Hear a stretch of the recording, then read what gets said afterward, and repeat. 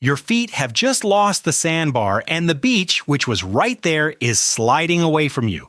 Nobody is going to count this down over the surf, so here is the only honest clock in open water. You have about 60 hard strokes of sprint in you before your form falls apart, and what you do with them decides everything. Something wide and silent has your whole body. You are not imagining it. The water itself is flowing out to sea, and it is carrying you with it. Every muscle you own votes for the obvious plan. Point at the sand. Sprint, so you do. Head down 10 hard strokes, pulling like it is the last lap. You look up, the umbrellas are smaller. 10 more strokes, smaller again. Here is why. The National Oceanic and Atmospheric Administration has clocked the water you are trying to beat. A typical rip current flows 1 to 2 feet per second.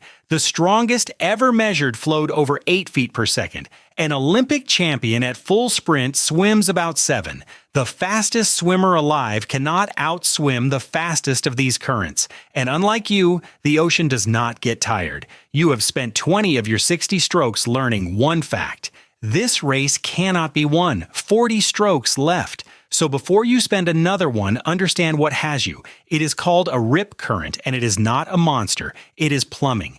Waves keep shoving water over the sandbar toward the beach, and all that water has to drain back out somewhere. It funnels into one narrow channel, usually less than 80 feet across, narrower than a tennis court is long, and it flows back out through the surf. That is what you are in, a river running out to sea. And 2 more facts, because they are about to save your life. American lifeguards report that rips drive more than 80% of all surf beach rescues, and the current is pulling you out, not under.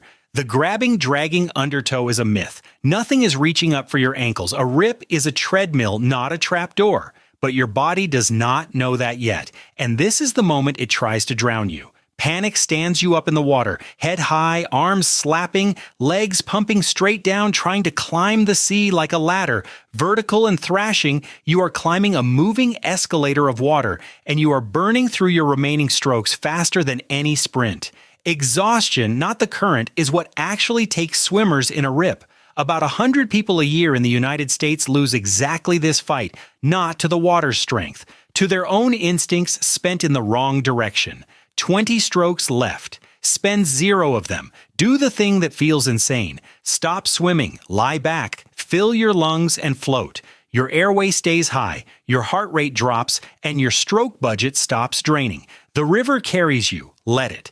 Past the line of breaking waves, the channel widens, slows, and dies. It does not run to the horizon. It runs about as far as the surf, and then it lets go. And now with your strokes banked, the move almost nobody's instinct finds. Swim sideways, parallel to the beach, either direction, easy and level. Remember how narrow the river is. A few dozen relaxed strokes sideways and you are simply out of it, floating in ordinary ocean where the same waves that fed the rip are now pushing you back toward the sand.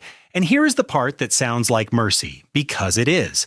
Researchers at the Naval Postgraduate School dropped GPS floats into real rip currents to see where they went. Most of the time, the current carried them out, curved, looped, and delivered them back toward the sandbar on its own. Most rips run in circles. Floating is not giving up. Floating is often the ride home, so run it back in one breath. Your feet lose the bottom and the beach recedes. You do not sprint at the sand. You do not climb the water. You lie back, breathe, and ride the treadmill to its end. Then easy strokes sideways, parallel to the beach, out the side of the river, and the waves carry you in. And next time, read the water before you wade in. That calm, dark gap between 2 stretches of white foam is not the safe lane. It is the river waiting. Fighting a rip, you are one of the 100. Floating it, you are a lifeguard's easiest save of the day. Your odds just went from a coin flip to overwhelming. 60 strokes, one narrow river. Could you survive? Now, you could.